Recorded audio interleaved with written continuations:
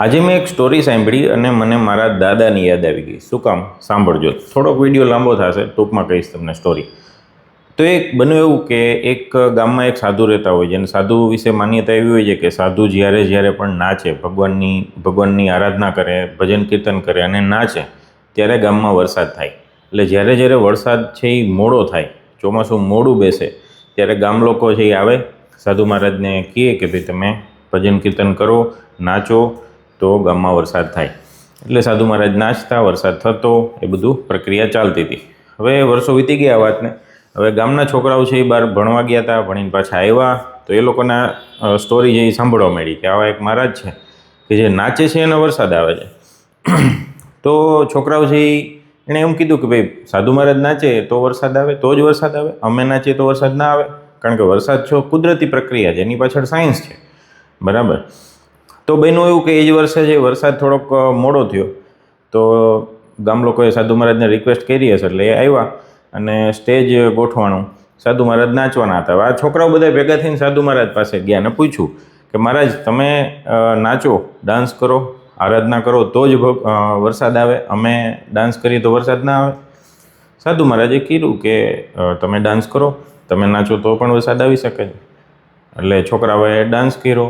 એક દિવસ આખો દિવસ ડાન્સ કર્યો, વરસાદ ના આવ્યો. બીજે દિવસે ડાન્સ કર્યો, વરસાદ ના આવ્યો. છોકરાઓ થાકી ગયા. સાધુ મહારાજ પાસે ગયા કે હવે તમે ડાન્સ કરો, નાચો, ભજન કીર્તન કરો. તો સાધુ મહારાજે ભજન કીર્તન ચાલુ કર્યું. એક દિવસ ગયા, 2 દિવસ, 3 દિવસ, 4 દિવસ, 4-5 દિવસ પછી વરસાદ આવી ગયો. હવે સાધુ મહારાજ પાસે આ છોકરાઓ પાછા ગયા કે તમે ડાન્સ કર્યો અને વરસાદ આવી ગયો, અમે ડાન્સ કર્યો અને વરસાદ ના આવ્યો, આવું કેવું? આની પાછળનું શું રહસ્ય? સાધુ મહારાજે બહુ સારો જવાબ દીધો કે છોકરાઓ તમે ડાન્સ કરતા હતા વરસાદને લઈ આવવા માટે, અને હું નાચતો તો જ્યાં સુધી વરસાદ ના આવે ત્યાં સુધી. હવે આ સ્ટોરી સાંભળ્યા પછી મને મારા દાદા શું કામ યાદ આવ્યા એ તમને જણાવું કે હું મારા ગામમાં એક વખત આટા મારતો હતો. ત્યાં એક મને મોટી ઉંમરના ભાઈ મળ્યા. એણે મને પૂછ્યું કે તું દામજી બાપાના દીકરાનો દીકરો? મેં કીધું હા.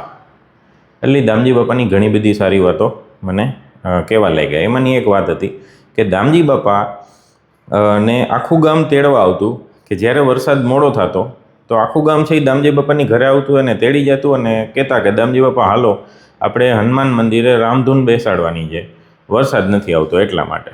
તો દામજી બાપા છે ઘરેથી નીકળી જતા અને દામજી બાપા પાછા ઘરે ત્યારે જ આવતા કે જ્યારે વરસાદ આવે.